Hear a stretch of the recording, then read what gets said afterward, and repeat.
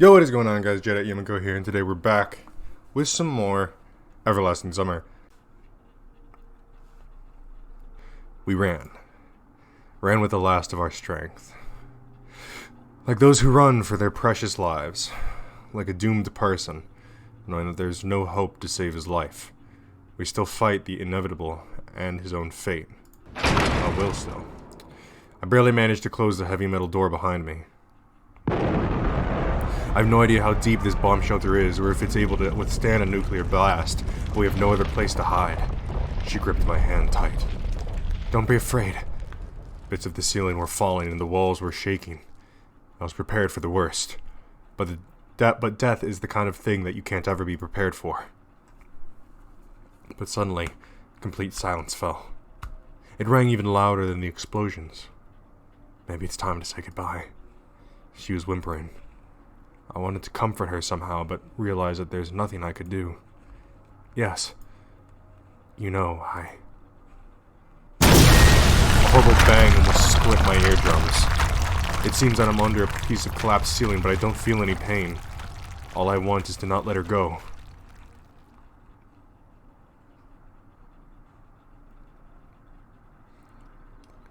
I woke up in a cold sweat, short of breath and gasping for air. What the hell just happened? Okay, so that's probably the story of whatever the hell happened at that kindergarten. It took me some time to come to my senses. It was a dream. It was just a dream. My questioning mind, however, refused to believe it. But who's that girl with me there?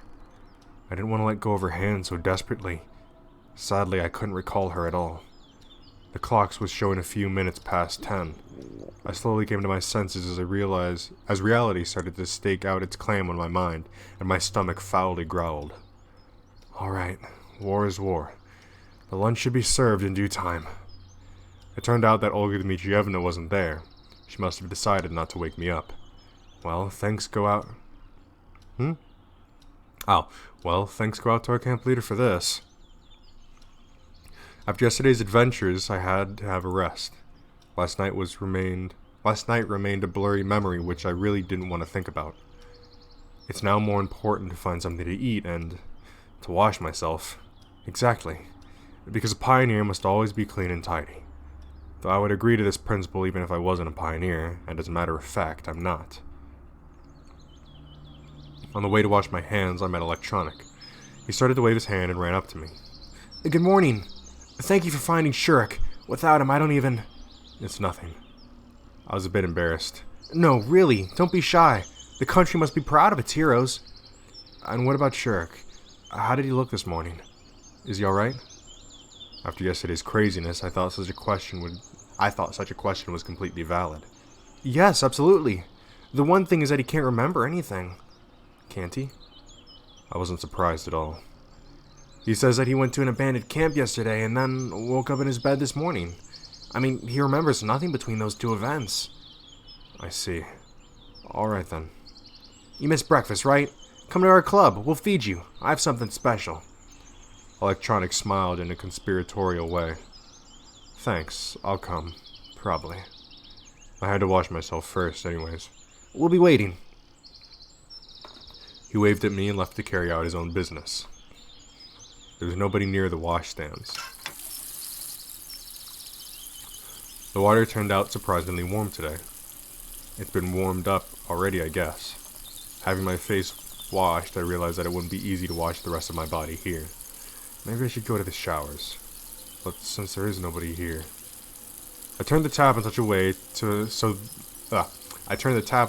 so water streamed parallel to the ground and started to take off my clothes. And what if somebody sees me?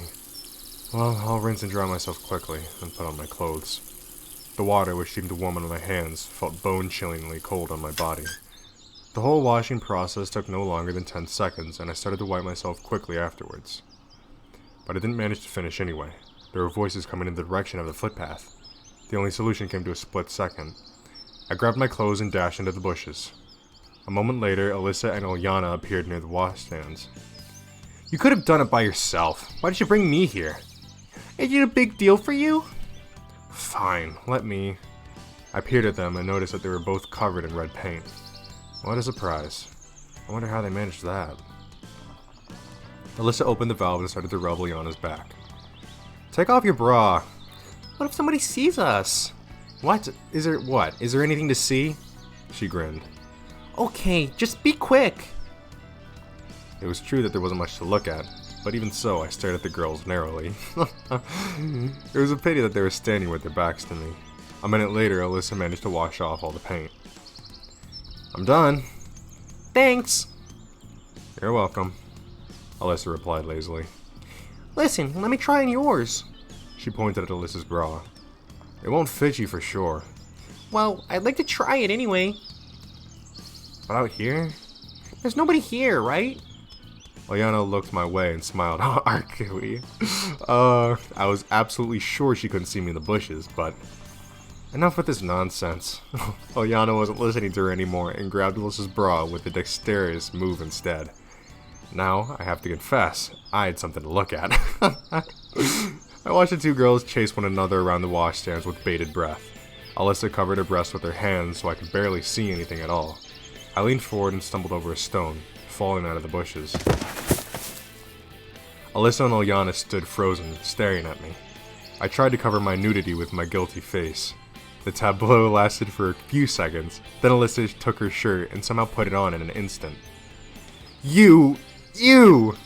Her face had gone from red to purple. It looked like she would explode in a nuclear blast any second. The only thing I wanted was to disintegrate into atoms and to get as far away from the epicenter as possible. He was sitting there the whole time. So, she noticed me then. You! And I accidentally. If you know what I mean. Alyssa rushed at me. Covering my butt with one hand and holding my clothes with the other, I ran into the woods. It seemed the best solution to me at the time, as showing up naked in the middle of the camp accompanied by two girls screaming wasn't a good idea. I ran without looking back, and stopped a few minutes later to catch my breath.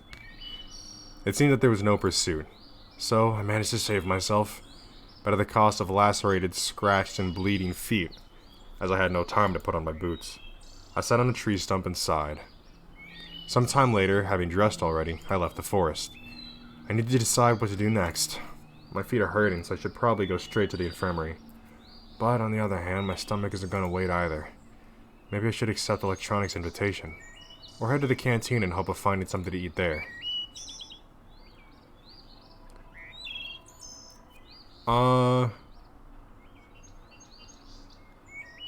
I feel like... Oh, just a second, guys.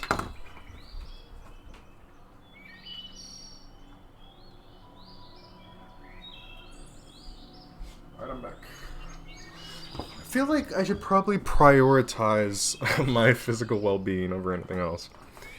I always took good care of my health, and even better care at the times when something starts to hurt badly. So without hesitation, I made my way to the infirmary. But right in front of the door, I stopped as if some mysterious force was holding me. I had absolutely no desire to face the camp nurse without an urgent need, but on the other hand, I almost did a great deed yesterday defending the infirmary. So in some sense, she owes me. I took heart and opened the door. Hi, Pioneer. Oh, hello. I'm sorry that I was so late yesterday. Oh my god, my fucking dog. It wasn't a... Oh my, I'm gonna fucking kill her. Holy shit.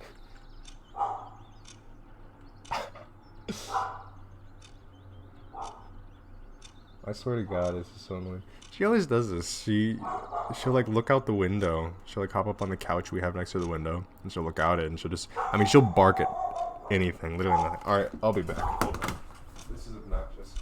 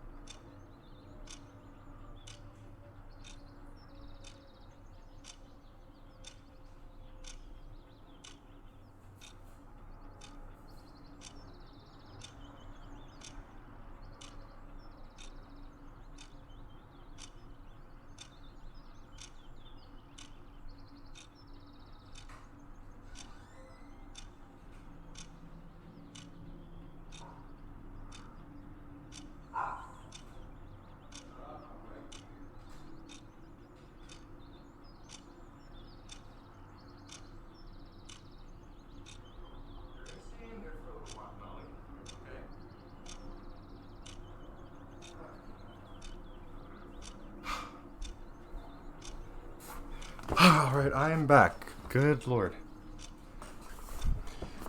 It wasn't a problem at all. Why have you come? Are you sick? She smiled slyly. Well, I got my feet a bit... You got a bit what? My feet. I gave a stupid answer. Okay, show me. I sat on the couch and took off my boots. How did you manage that? I better keep silent about what happened near the washstands. Well, Okay, never mind. Wait a second.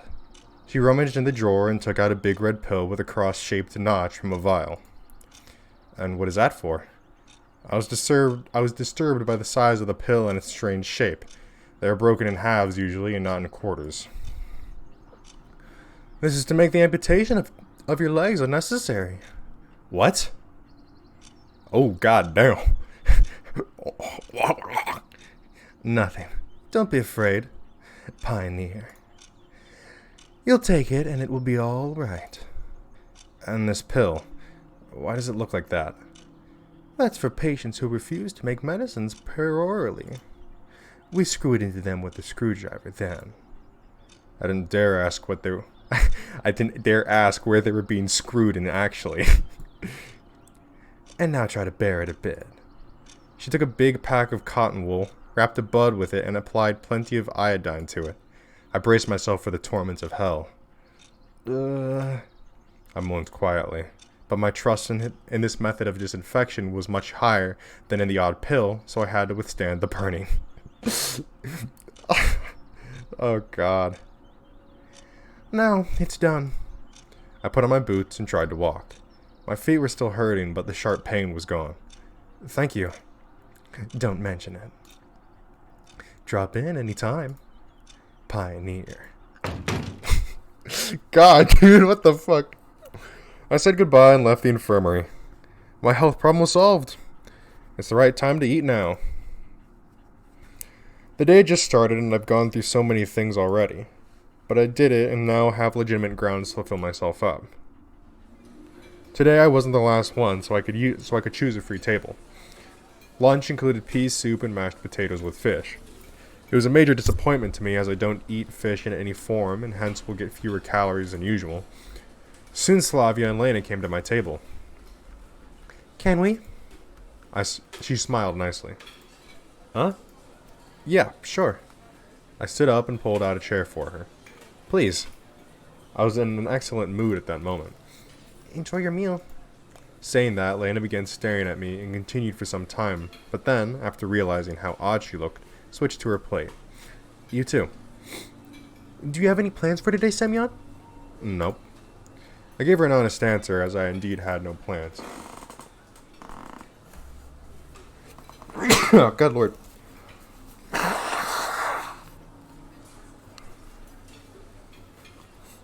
Except for searching for answers, but that was more like a global goal. Good lord. Oh my gosh.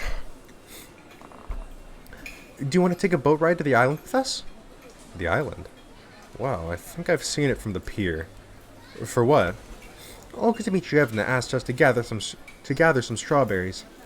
There are a lot of strawberries there, and they're so delicious. I could imagine the taste without even eating it, just by looking at Slavia's face. Strawberries. And what are those for?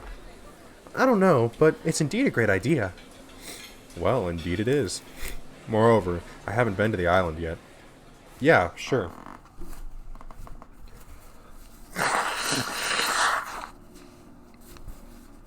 Sorry for all this obnoxious blowing of my nose. My allergies just... They're getting to me, man.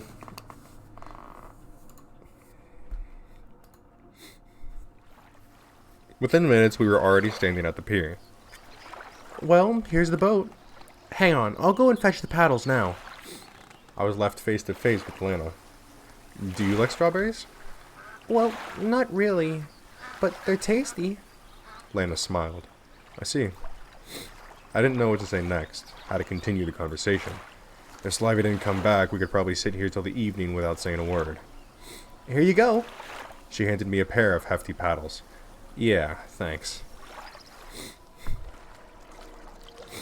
We got into the boat, I untied it, pushed off the shore, and started paddling. And where exactly are we headed to? Right there. She pointed her finger at the island. Oh my gosh.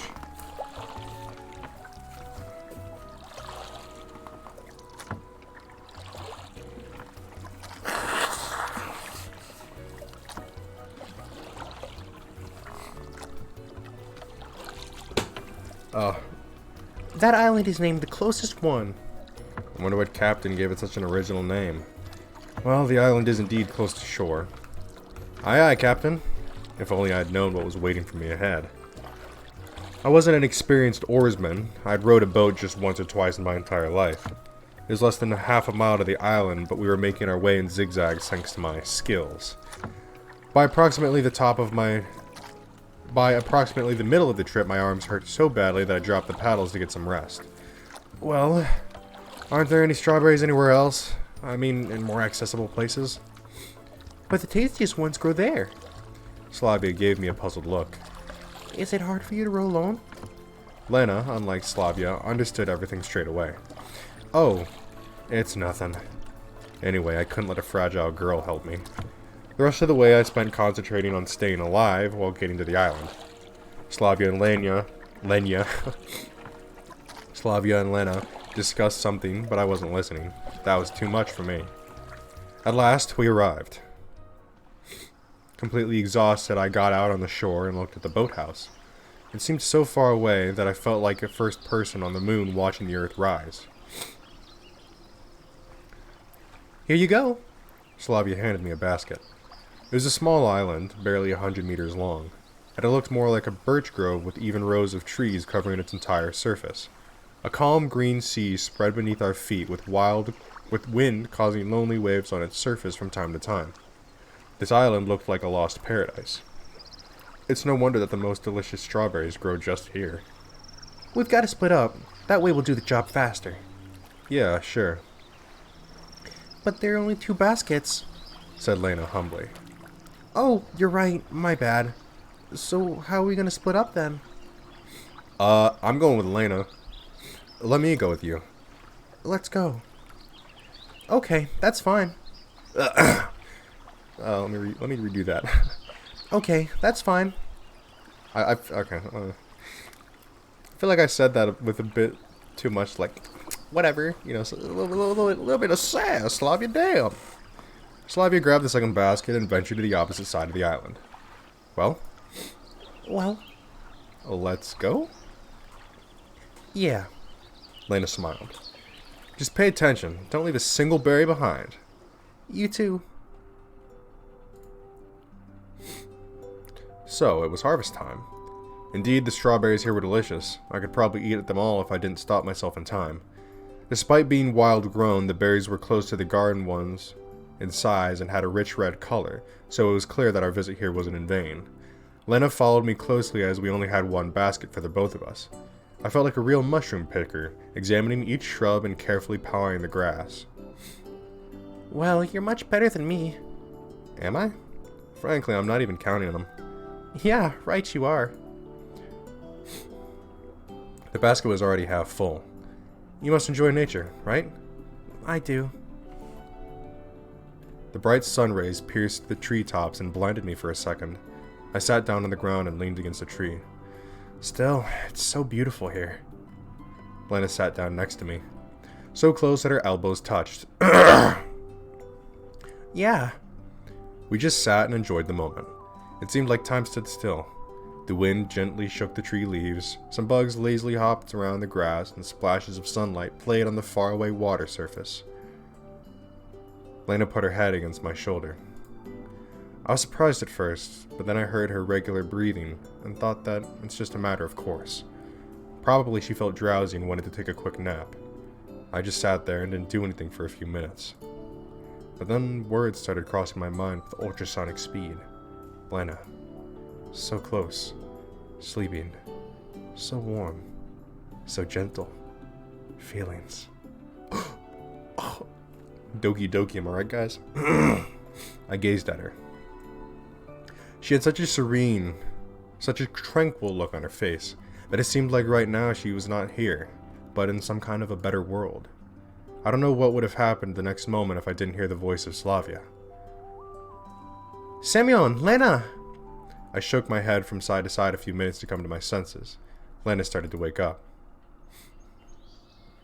She opened her eyes and gave me an empty look. Have a nice dream? Uh-huh. Suddenly, realizing that she had dozed off leaning on my shoulder, Lena blushed. Oh, I'm sorry. It's fine. Slavia came over to us, so Lena rushed to get up. How much have you got? I sighed. That's not a lot. Her basket was filled with strawberries to the brim. Well, it's enough anyway. It's time to get back. I grabbed the basket and we headed back to the boat. The way back took less time as I tried to concentrate on rowing and ignoring everything else.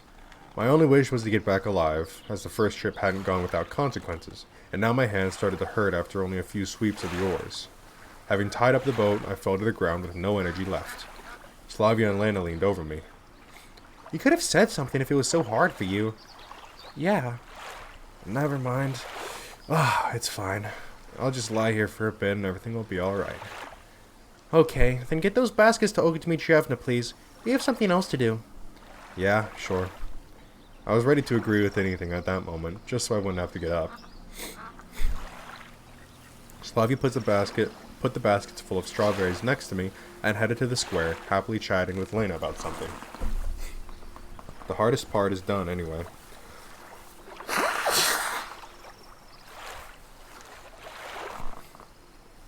Here's my thing though, like, in this, it shows a train in the background. Like, I would figure if he's trying to find out where he is or try and get somewhere, maybe just do some train hopping, maybe. Follow the tracks, right?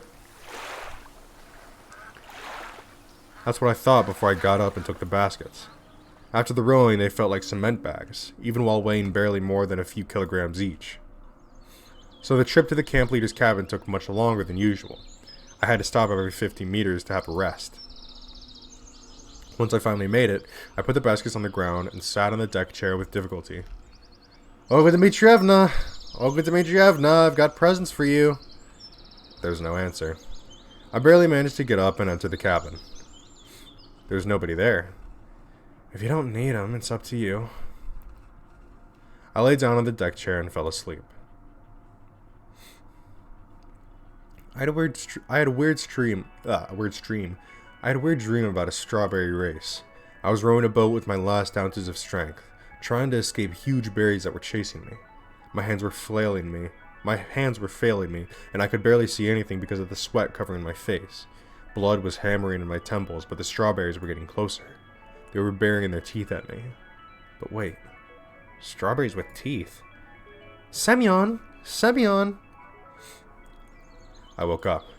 Olga Dmitrievna was standing beside me, shaking my shoulder. I see you got a rich harvest, didn't you? Thanks to the girl's help. Hey man, you know what? I tried my damned hardest, okay? Okay, but that's not all. Seriously, I was just anticipating the lovely rest I was about to have. Do you even know what these strawberries are for? Not a clue. What an honest confession. We'll make a cake out of them. I see. Well, that makes sense. To honor the miraculous rescue of Shirk. And it's all thanks to you. It was clear that getting the strawberries wasn't the last thing left to do. And why, please tell me, if I am such a hero, why do I have to organize a celebration in my name all by myself? Well, I guess. So, I have an important task for you. We're missing yeast, flour, and sugar, and need it all in the canteen before dinner. And those who will make the cake can't deal with it on their own somehow? I asked pitifully. Of course they can't. All of them are busy. And you're the only one in the whole camp who does nothing. While the words are partly true, that doesn't make it any easier for me now. Moreover, those words felt like a bullet to my head. So, write it down. You'll get yeast in the infirmary, flour in the library, and sugar in the clubhouse. Infirmary, library, and clubhouse. Got it. I have no time. I'm in a hurry. Good luck. She smiled slyly and left. Of course, there are a lot of strange things in this camp, but yeast in the infirmary? Okay, I can deal with that, but flour in the library? And sugar? No, it's way beyond my comprehension. I spat on the floor. I don't want to, and I will not believe this. Tell me, just tell me you're pulling my leg. I would not be surprised if a crowd of fat green trolls would appear right now beside me, with every one of them feeling obligated to laugh at me. So maybe to hell with this cake. I weighed my options for some time. Nah, if such a major plan of Olga Dmitrievna's falls through, I'd be in for a world of hurt. And it would complicate both my life in the camp and my search for answers, which I've stopped for quite a while. It seems I have no choice. Let's just make our way down it. If every other place on the cake ingredient list made at least some sense to me, then flour from the library made none. I thought hard about who would put it in the library and why, but couldn't find any sane explanation after all. Given Xenia's harsh nature, I'd better knock first. Open! Xenia peered at me closely from behind her glasses. What do you want? Don't think anything weird, but I didn't want to look like an idiot and decided to explain things carefully. I need some flour. Olga Dmitrievna said that it's here. I understand that it sounds strange to keep flour in the library, but I was sent to you, and it's needed for cake to celebrate Shark's rescue. Yes, I have the flour. What's so strange about it? Xenia replied with surprise. At that second, I felt like I'd been hit on the head with a heavy weight and lost the ability to understand anything at all. Flour in the library. Sure, what's so strange about it? We're in Wonderland, I'm Alice. Now I'm getting to eat magic mushrooms and I'll be back home. Hey. Yeah. I was daydreaming. Wait here, I'll be right back. She disappeared behind the bookshelves while I folded my hands and started waiting. A moment later, the sound of a trapdoor groaning on its hinges reached me. Hey, you need some help? I inquired loudly. I'll deal with it, Xenia barked out to me. She seems to be in the basement, so I'll have to wait a little. Okie dokie. A few minutes passed, but Xenia still hadn't returned. I was starting to get worried when the door suddenly flung open and Alyssa came into the library. She looked surprised too, seeing me there. What are you doing here? Am I not allowed to be here? I said rudely to her. Alyssa was clearly a bit overwhelmed. What do I care? She snorted and headed to Xenia's table. And why are you here then? Alyssa measured me with her eyes carefully and almost opened her mouth to say something, but then seemed to change her mind and turned away, hiding her hands behind her back. Returning a book? I blurted the first thing off the top of my head. It's none of your business, she replied with a hint of hesitation. What book is it? Alyssa was silent. Oh, come on, let me see it. I wonder what Miss High Voltage Keepaway reads. It's none of your business. Her voice was even less confident. Okay. I don't insist or anything. In fact, I was quite interested to find out what Alyssa was reading. Moreover, I was quite amused to see a book in her hands. TVs, movies, or a computer, if one were available here. All these things seemed to be much more appropriate entertainment for a girl like her. But she had a book instead.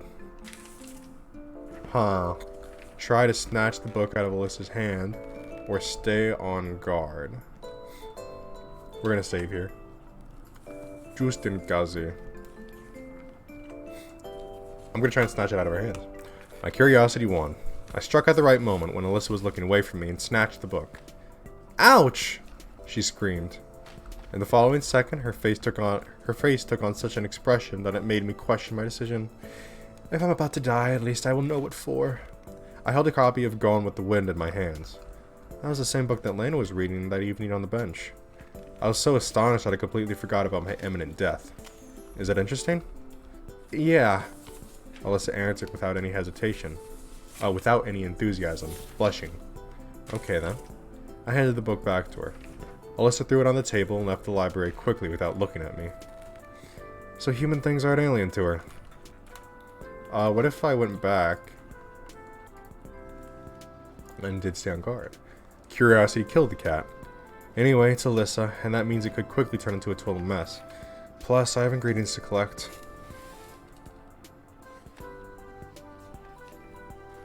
I'm gonna go with the other option. I like that one more.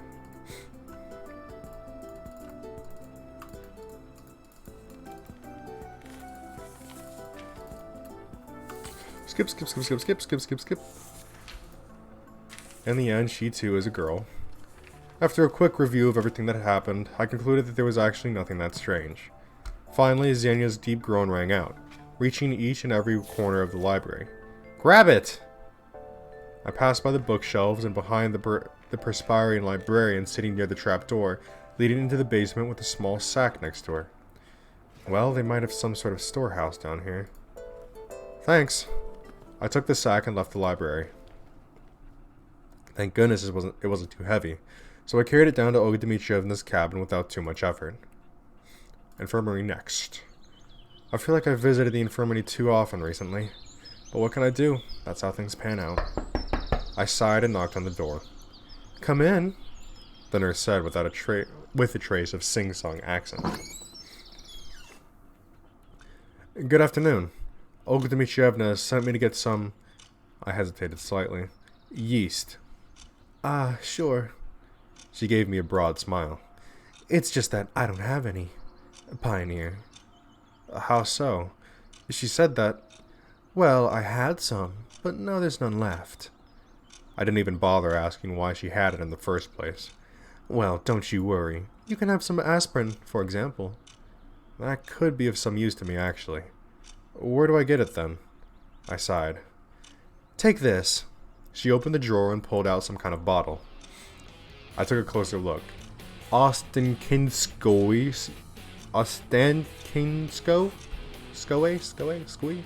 was a well-known brand of cheap beer in USSR.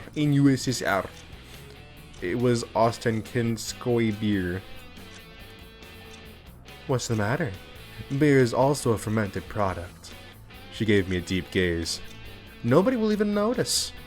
She had a point, but everything just looked so grotesque to me that I couldn't find anything to say. Are you sure? Absolutely. Okay, then. The bottle clearly wouldn't fit into the pocket of my shorts. Well, thanks. I mumbled shyly, leaving the infirmary.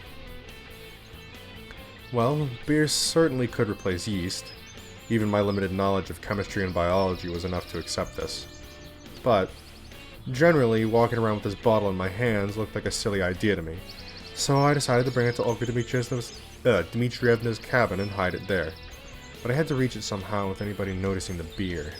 I hid the bottle under my shirt. And everything would have been fine, but Slavia called out to me at the square.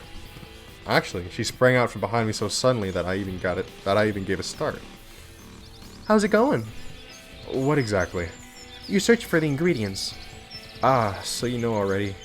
Yes, I do. Slavia smiled. It's going alright, I answered, trying not to give away my unrest. And what do you have there? She pointed at the bottle sticking out from under my shirt. Ah, this. She got me? Ah, it's nothing.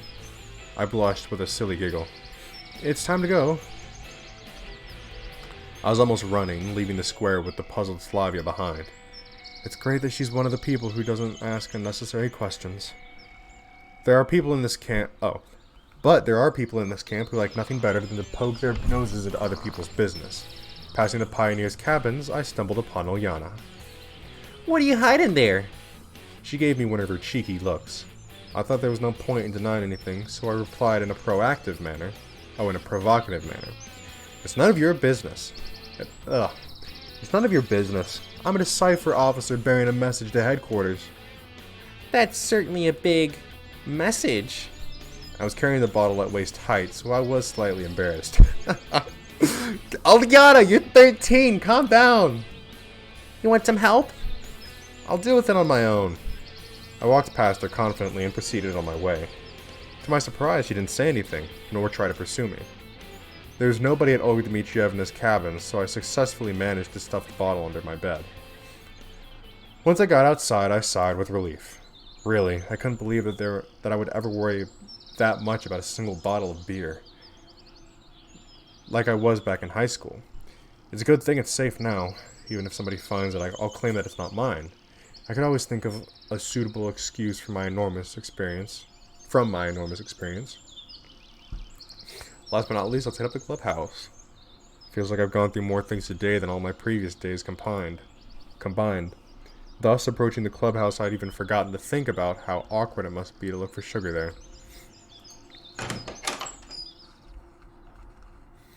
What the fuck? What is this? What is this? Oh my god. Shuriken and Electronic were enthusiastically building something. They were so busy they didn't even notice me. I looked closely. It was some kind of a robot, or at least the body of one. Moreover, this robot was female.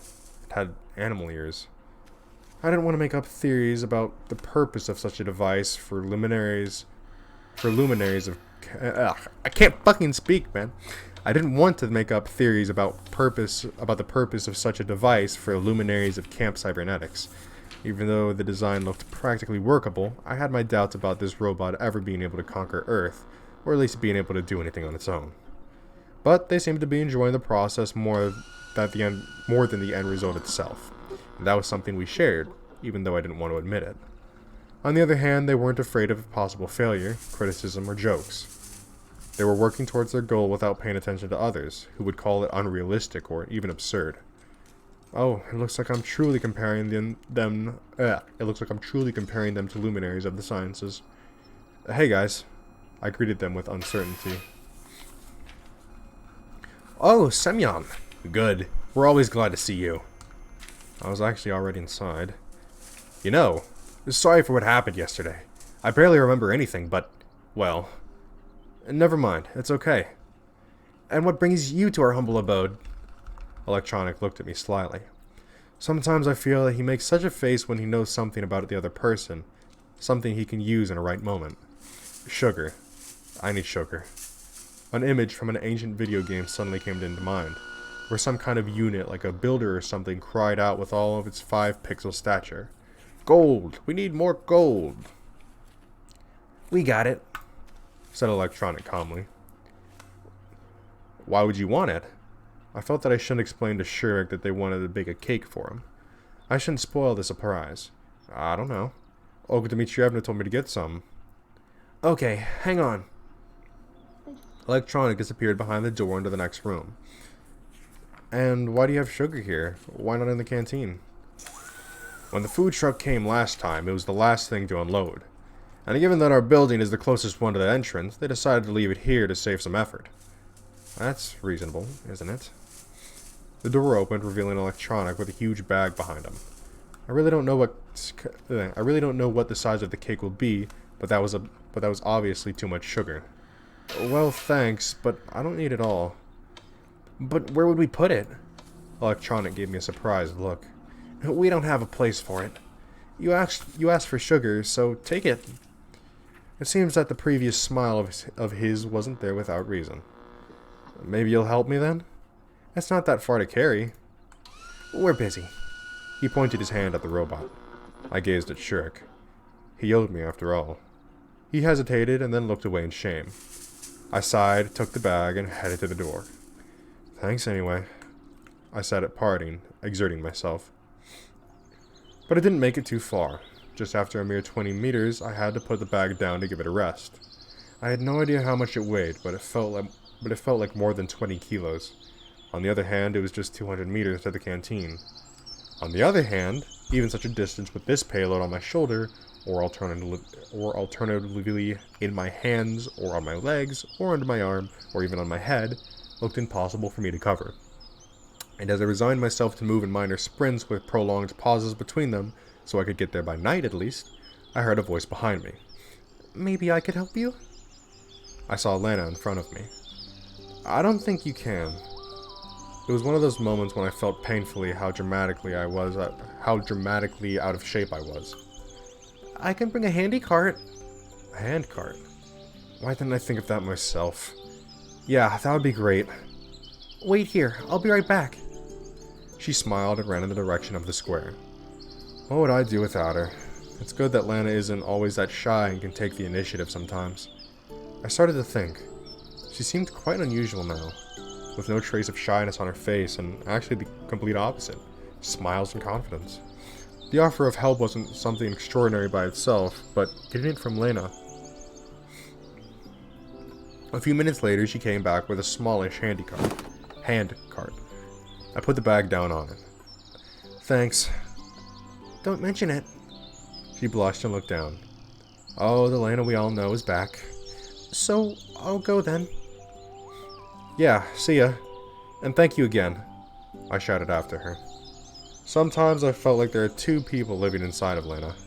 But the second one, confident and happy, sometimes even bold, only appears when she talks to me. Or am I making things up again? I thought that it would be better if I got all the ingredients at once, so I headed to Olga Dmitrievna's cabin with the handcart. Finally, it seems that everything had been collected. I took the handcart with the sugar outside and put the sack with the flour in it, followed by the 2 baskets of strawberries that somehow fitted in between, and the beer that was hidden under my shirt, just in case. The day was coming to its end, so I had to hurry, as cake itself would need some time to bake. Of course, I'd rather enjoy lying down, closing my eyes and getting a decent sleep, but I just couldn't let Olga Dmitrievna down. Indeed, after all the trouble I'd gone to, I even felt personally responsible for the success of this event. Coming to the square, I stopped for a moment to catch my breath. It wasn't that the cart was heavy, it ran smoothly without any noticeable effort required. It was just that any physical exertion caused pain to me now, both a physical pain and a mental one. I sat down on the bench and closed my eyes for a moment. What's that? What's that? I didn't really give a damn who it was, probably just a fellow pioneer girl taking an interest in an unfamiliar companion in distress. What are you talking about? I asked her tiredly. She didn't reply. Those are the ingredients for a cake. Don't you like cakes? I don't know. What, you've never tried a cake? I don't know. Obviously, the girl didn't get what I was talking about, but it didn't surprise me at that moment. I really wasn't interested in the conversation. I was so tired that I had zero intention of classifying external distractions and tagging them as either common or uncommon. I see. Come down to the canteen later and have a bite. Really? Really. And what are they made of? What? I asked indifferently. These cakes. Well, some flour, some sugar, various things. Now that is a strange question. Doesn't she know what cakes are made of? And you have it all here? Yeah, sort of. And sugar? And sugar. Could you lend me a little? What for? I thought it was over the top. A sudden gust of wind made me grab the cart instinctively and open my eyes. However, nobody was there. Am I daydreaming? I noticed, though, that the sugar sack was untied and a small heap of it had poured out. Could it be that she was scared by the wind and ran away? Having fixed the sack, I got up from the bench and continued on my challenging strawberry way. Huh. So there is something supernatural going on. I think we can pretty much confirm that there's most definitely something supernatural going on here. There wasn't a single person near the canteen.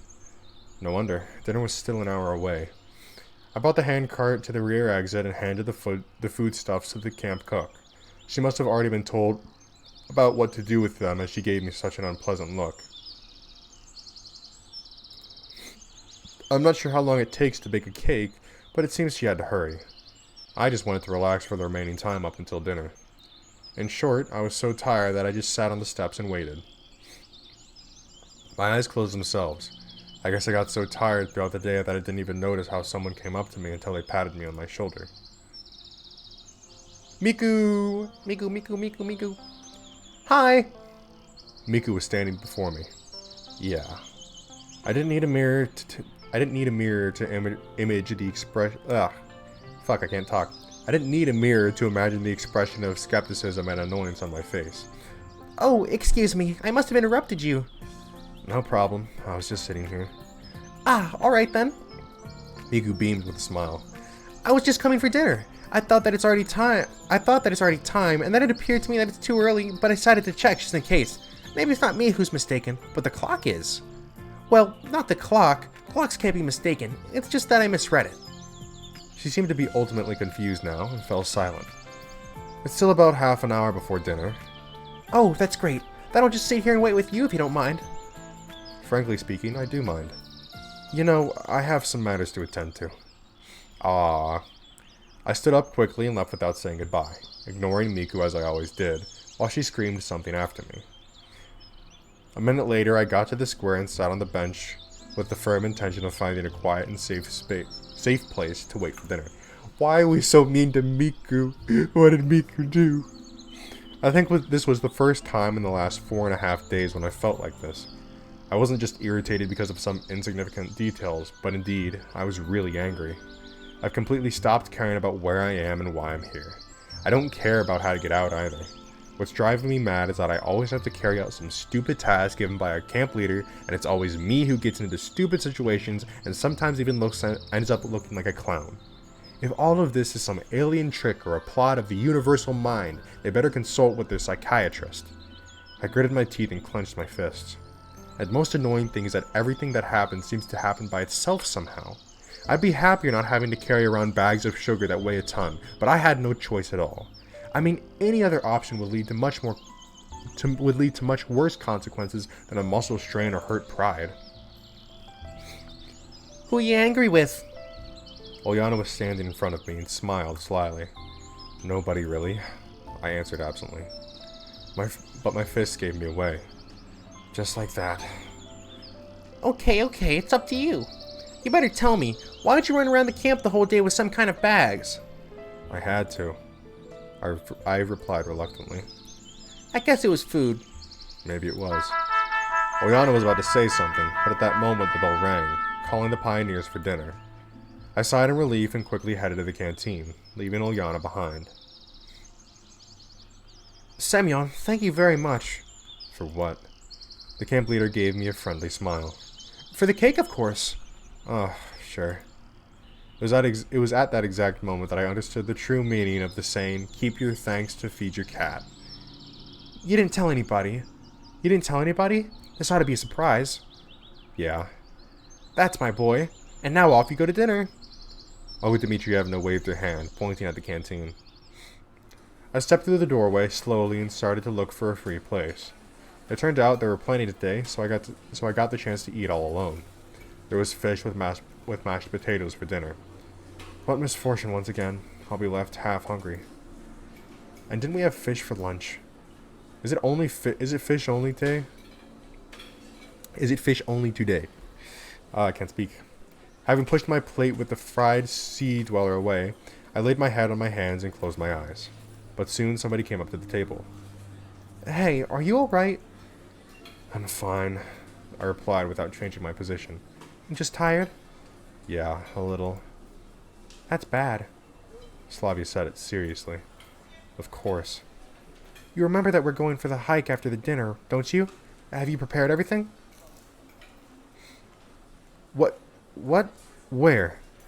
I opened my eyes and lifted my head up instantly. Lana was standing by Slavia. The hike. She was surprised. Didn't you know? No. I put my head down on the table and covered it with my hands. If only I could sink into the ground right away. The girls remained silent. I was left alone with my thoughts for some time, and that was fine by me. Maybe I could have sat that way until the end of dinner time, but the strong voice of Olga Dmitrievna was heard from the opposite end of the canteen. Guys, to celebrate the miraculous rescue of our friend and comrade Shurik, we baked this cake for you all. I lifted my head idly and looked towards the camp leader, but couldn't see anything behind the pioneers' backs. Just a second. And nothing about me. Nothing about me rescuing Shurik or gathering the ingredients for the cake, as if that's how it ought to be. Well, if it would be wrong to expect anything less from our camp... Well, it would be wrong to expect anything else from our camp leader. Let's go, or we won't get our share. Slavia smiled. Let's go. Lena agreed. Yeah, sure. I got up reluctantly and tagged along behind the girls. As we approached the crowd of pioneers, Olga Dmitrievna was just putting the cake in the center of the table. And now... The camp leader wasn't able to finish as Olyana rushed out from the pioneer crowd and dived into the cake.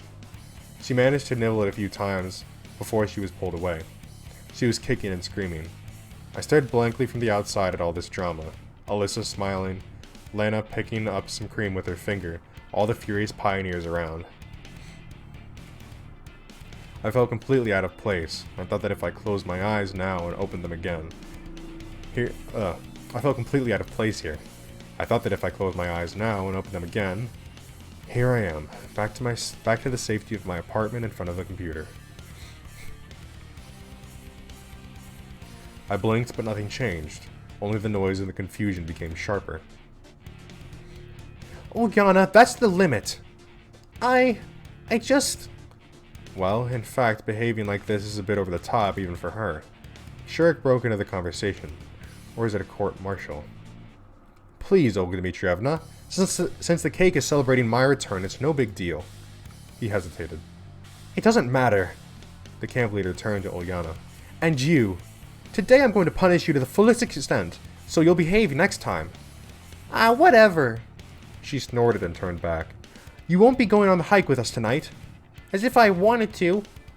I was more than willing to switch places with Ulyana and skip the hike instead of her. But who knew? If I had have guessed beforehand, I'd have been the first one to go berserk and smash the damn cake. After a couple of minutes of confusion, the pioneers started to disperse. You have to get ready too. There will be a lineup at the square in half an hour. I looked straight into the eyes of the camp leader, trying to express my attitude non-verbally, but it seems that I failed. Don't be late. Ulyana was sitting at the table when I approached her on my way to the exit. So why'd you do it? She looked very upset, but she had a right to be so. I wanted to, Ulyana replied abruptly. So you're happy now? Of course I am. And you. Good luck with the hiking. She smiled mischievously, sprang up, and rushed out of the canteen. Well, a little bit of luck wouldn't hurt. Walking you shall reach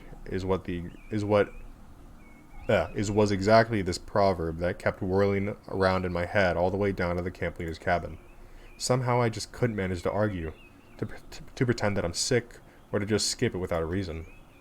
The events of this day taught me submissiveness, although sometimes whatever was happening made no sense to me.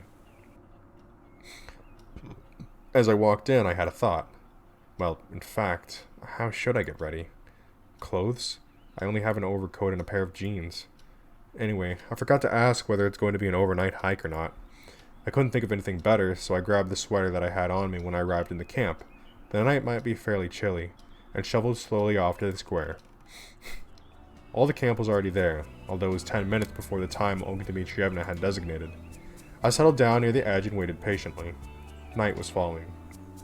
If viewed from the outside, what a fairly comical picture we would make. A crowd of pioneers, lined up out of sheer habit, like they were waiting a silent command from the bronze Genda. And all this happening in the scarlet rays of the sunset. And there he is, waving his hands and screaming attack as roaring soldiers with red neckerchiefs charge into a battle against some ghostly enemy. But Olga Dmitrievna showed up and started to talk instead of Genda. It seems everybody is here. Great. I was so tired today that I couldn't even think about anything else, so I ended up just listening to the camp leader. Now, today we'll go hiking. It is essential for every pioneer to be able to come and rescue his comrade, to offer a helping hand in an hour of need, saving them from a hopeless situation. We need to learn to do these things together. The flags change. Last time, I think it was like one of them was red and then the other two were green. I don't know if that's like purposeful or if that's just accidentally not making the flags different colors or consistency. I don't know. We have to learn to do all these things together. A whisper that ran through the pioneer crowd suggested that most probably this truly epic expedition would end in a clearing in the forest, several hundred feet away from the square. Somehow, I thought so too. We'll walk in pairs. So, if you haven't chosen a partner for yourself yet, now's the right time to do so. Pioneers quickly caught on to the idea and started to match in pairs. It looked like I was the only one without a partner. Slavia was enthusiastically discussing something with Olga Dmitrievna. Lana was with Miku. Electronic was, of course, with Shurik. Well, it might not be a bad idea to go alone after all. Semyon! The voice of the camp leader pulled me out of my thoughts. I went up to her reluctantly. I see that you haven't found a partner. Seems like it. Then you'll join Xenia. She's alone too. I was struck with that special kind of despair that only a true loner can experience. So it appears that I'm left with the prickly librarian that I wouldn't risk spending a couple of hours with even if I was paid for it. Although we both seem to be in the same boat now. I slowly approached Xenia. Well, I guess we'll be going together. She looked up at me. Don't you even think that I'm glad? Said Xenia seriously. Why on earth should you feel glad? I asked naively. Never mind. It would be much better if you just shut up. It couldn't get any better than this. She turned her back on me and followed the other pioneers. I still haven't seen any special reason to walk in pairs. Anyway, we were walking on the well-trodden forest trails, and it would be quite difficult to get lost here even if I wanted to. Moreover, while we'd already been hiking for half an hour, we weren't rushing into the depths of the forest, trying to face all the dangers that could test our courage and harden our pioneer spirits, but instead we were just walking around in circles. However, if we take into account that Olga Dmitrievna was our chief, this hike could be compared to a hobbit's march from the Shire to Mordor. Just as Xenia insisted, I was following her at a distance in silence. The librarian seemed to be perfectly okay with it. Hey, don't you know when we'll reach our destination? Our what? The place where we'll settle down and set up camp? The whole point of this hike isn't to set up a camp, but the hiking itself. You don't get it. Yeah, it seemed that I didn't understand a thing about hiking. I guess you're right, but still. I don't know.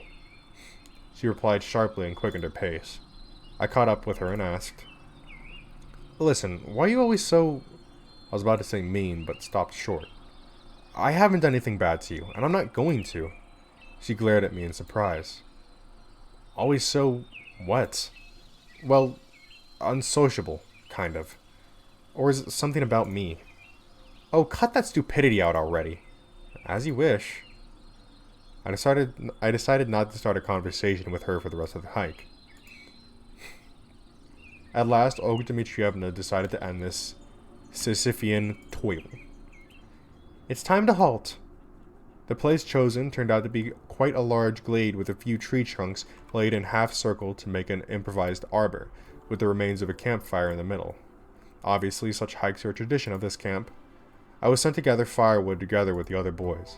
It didn't take long because there were a lot of branches and logs of various sizes lying around. Eventually, Olga Dmitrievna lit the fire using some old newspapers. I was eager to know what was written there, but couldn't discern anything other than Soviet symbols. Pioneers took their places on the fallen log benches and started to talk about things. It seems that the final goal of this event had been reached. The only things missing were a pot of fish soup, aluminum cups of vodka, and a guitar. But I wouldn't be surprised if all these would appear somehow. What are you thinking about? Slavia sat next to me. Oh, nothing special. Just enjoying the hike, I answered sarcastically. You don't look too happy. Well, I'm not about to jump for joy. Sorry about that. Okay, I won't disturb you. She sat with me for a while, but after realizing that I was in the mood of talking, she left me to enjoy my introspection all alone. And all I wished for was to lie down in a bed and fall asleep as soon as possible. But I was surrounded by smoke and the useless chatter of pioneers around me instead. They were cheering and laughing and enjoying this warm summer evening. At the far side of the glade, I noticed that Lena was arguing with Alyssa intensely, and Lena seemed like complete opposites to me. Slavia had left to go somewhere after our conversation, it seems. Electronic and Shirk were trying furiously to prove something to Olga Dmitrievna. Looks like I'm the only one who doesn't belong here. Let's find out what they're doing. But on the other hand, why should I care? All I was doing was just watching the fire. There is a saying that claims that one could watch it forever as well as running water. But there was also some third thing there. What was that? One could watch 3 things forever: burning fire, running water, and how other people work. The camp leader pulled me out of my daydreaming. Semyon, don't you think it's a little too early to relax? But what else do I need to do? I honestly couldn't get what Olga Dmitrievna wanted from me. I don't know. She stopped for a moment. But if there is something to be done, then do it without hesitation. She smiled ambiguously and went back to the fire to throw a few more branches on them. After those words, I am completely sure she treats me like a personal slave. Or at least like I'm a free labor force, which is, strictly speaking, the same thing. I sighed and put my head down on my hands, hoping my torments would be over for today. Someone patted me on the shoulder. I don't get why it's giving me options when it's like, it doesn't even matter, it feels like. Because I'm like, oh, let's go see what they're arguing about. But I don't do that, sort of thing, you know? I don't know if it makes a difference in the long run or not. I would like to think it does, but who knows? I looked up and saw Shurek and Electronic, who sat next to me. What do you want? I asked tiredly. Don't be sad. Is there anything better to do? Oh, look, we've been discussing the possibilities for the advancements of the Cybernetics Club with Olga Dmitrievna. And there's a problem. We need more guys. If you could... He hesitated. Advancement and those guys are incompatible with each other. I said nothing and started to look over the pioneers around me instead. Well, I don't have time. Can't you see that I'm always busy with the camp leader's errands? Yeah, I guess you're right. It's kind of embarrassing how it all went up with Olyana. I looked at him with surprise. It seems that Shurk blames himself for that cake accident. Yeah, it is. All the pioneers seemed to be here, but I couldn't spot Slavia anywhere. I think she's angry with me. Who? I asked absently. Olyana. Maybe I should apologize? No, it's not your fault. We sat silently for a while, and then I stood up and said, My legs are numb, I better take a walk. They made no reply. I made a few circles around our improvised camp, noticing the close looks of the camp leader following me. Looks like Olga Dmitrievna couldn't wait to come up with some kind of new task for me. I haven't found Slavia anywhere. Maybe I should go and find her? On the other hand, I felt sorry for Olyana every time I recalled her upset face. Maybe this hike isn't the most entertaining thing ever, but sitting there all alone isn't any better either. But at the same time, I didn't want to go anywhere. Try to find Slavia or go to Olyana. See, like, here's the thing, I feel like no matter what I feel like if I chose try and find Slavia or go to Olyana, it would just be like, well, I actually don't want to do that anyways.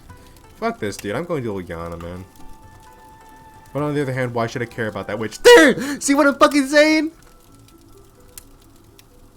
See, like, watch this, try and find Slavia.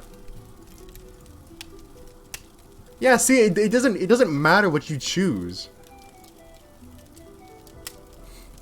Like, I don't understand why it's giving me all these options. I don't know if it's, like, trying to tell me something or what. I sat in my previous place and waited for the end of the hike patiently, almost physically able to feel the looks of the camp leader aimed at me. At last, she stood up and declared, And now let's play cities!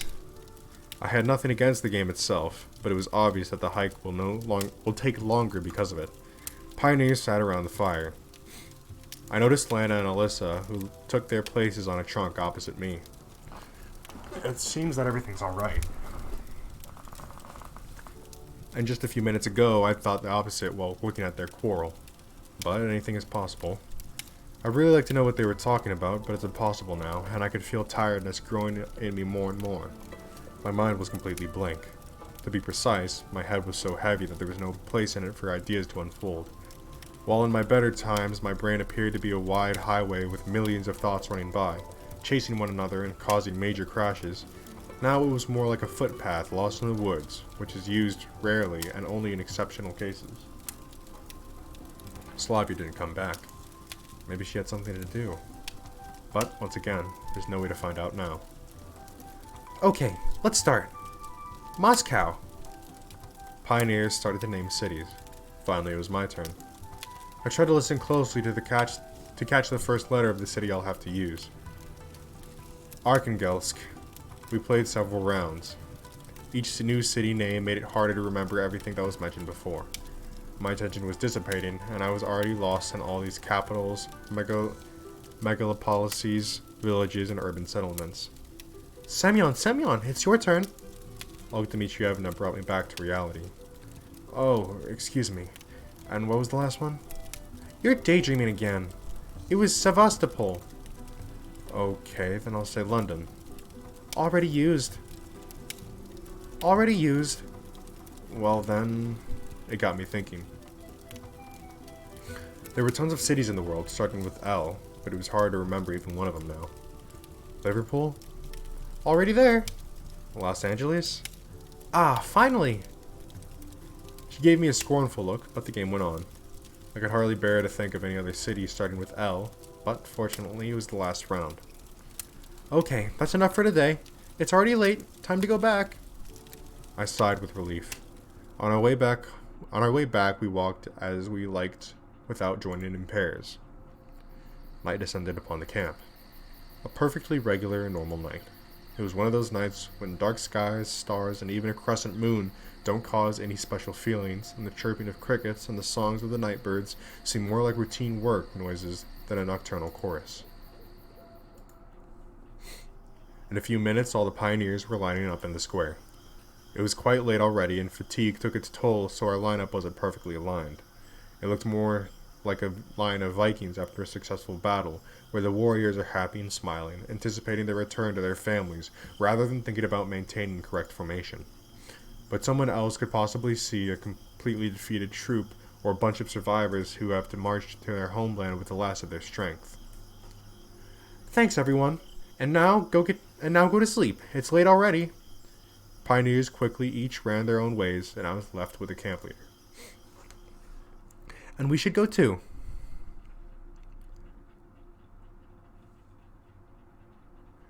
We went in complete silence to Olga Dmitrievna's cabin. Okay, let's sleep. Okay, let's sleep. Sorry, just some of these lines I feel like I'm really starting to slip on. I've been reading for a while, so... She said, turning off the lights. I was tossing and turning for quite a while, recalling all the events of the day. On the one hand, I was overcome with fatigue. On the other hand, I couldn't shake the feeling that I'd forgotten something, done something wrong, said something wrong. And this feeling of incompleteness was tormenting me. It was about 2 a.m. All bad things would end sooner or later. Or at least would take a break. I fell asleep. And that ends it. So, that was day 5.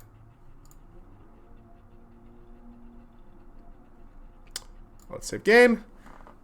Alright, so a good lot of odd happenings. Everything seems to have died down significantly. Our main character here is starting to get very, very fed up. So will we end up boiling over is my question. That's what I'm kind of thinking might happen. But yeah, that's going to be it for this time. If you guys enjoyed, that'd be awesome if you could leave a like on the video to let me know. And if you want to see more episodes of this, or if you want to see any more videos similar to this on my channel, then subscribing would be advised, and also hitting the post notification so you can be notified when a new episode comes out. Anyways, thank you guys so much for watching. Thank you guys for the support on all the videos, and I will see you next time.